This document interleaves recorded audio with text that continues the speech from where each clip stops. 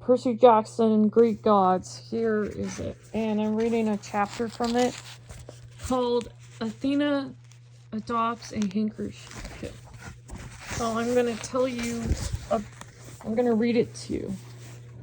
Some of it, not all of it, because I want to have enough. Okay, so about 1 million pages ago, I mentioned Zeus's first wife, the Titan Metis. Remember her?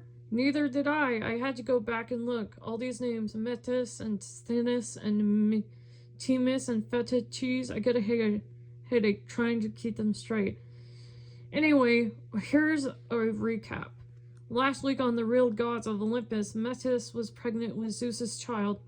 She had a prophecy that the child would be a girl.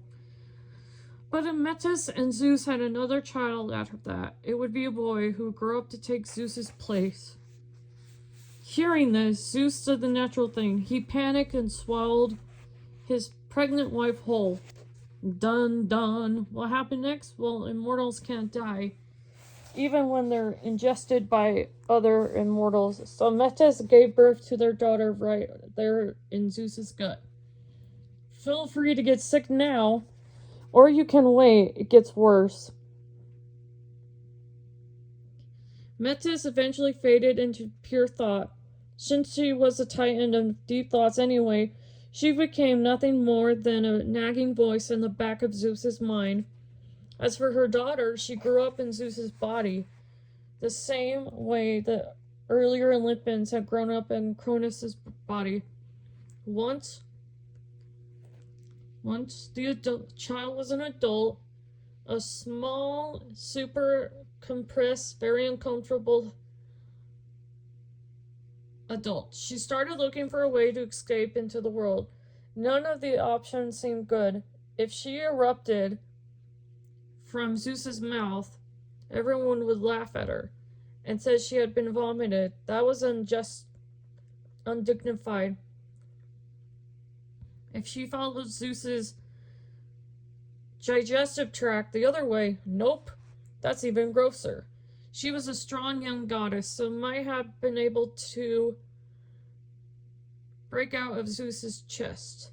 But then everybody would think she was one of the monsters from the Alien movies, and again, that was not the kind of entrance she was looking for. Finally, she had an idea. She dissolved into pure thought, a little trick her mother Metis had taught her, and traveled up to Zeus's spinal cord, straight into his brain, where she was reformed. She started kicking and hammering and screaming inside of Zeus's skull, making much as a racket as she could. Maybe she had a lot of room to move around in there because Zeus's brain was so small. Don't tell him I said that. As you can imagine, this gave Zeus a splitting headache. He couldn't sleep all night with the pounding in his skull. The next morning, he stumbled into breaking and tried to eat. He kept wincing, screaming and pouncing his fork on the table, screaming, "Stop it! Stop it!" Hera and Demeter exchanged worried looks.